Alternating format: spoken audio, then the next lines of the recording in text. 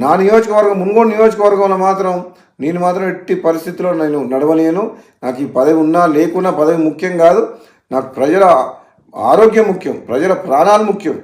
Tender లేచి wine shop వాళ్ళకి ఏం చెప్తున్నామంటే, మీరు టెండర్ లేదలుచుకుంటే వైన్ షాపుల పక్కన పర్మిట్ రూమ్ అని ఉంటుంది. అది మా డే టైంలో తాగుతుర్రు. అక్కడికి వచ్చి అక్కడ అందరి చుట్టుపక్కల ప్రాంతంలో అందరికీ ప్రాబ్లమ్స్ అవుతున్నాయి.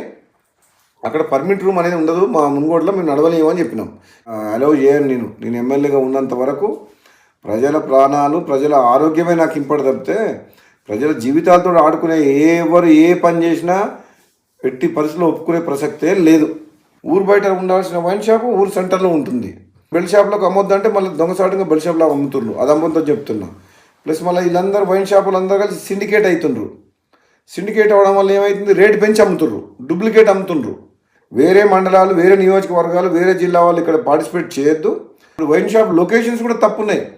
టౌన్లో, సెంటర్లో, పబ్లిక్ ప్లేసెస్లో పెట్టిండ్రు. అది ఊరు బయట పెట్టాలి వైన్ షాప్. అసలు తప్పకుండా ఈ మున్గోడుతో పాటు తెలంగాణ రాష్ట్రంలో ఈ ఎక్సైజ్ పాలసీని సమీక్షించి ఈ ప్రజల ఆరోగ్యం ఖరాబ్ చేసేది కాదు, ప్రజల ఆరోగ్యం మెరుగుపరిచే విధంగా మనం ఏ విధంగా ప్రభుత్వం పనిచేయాలనో ఆలోచన చేయాలని చెప్పి కూడా ప్రభుత్వం దృష్టికి తీసుకుపోతాను నేను తప్పకుండా.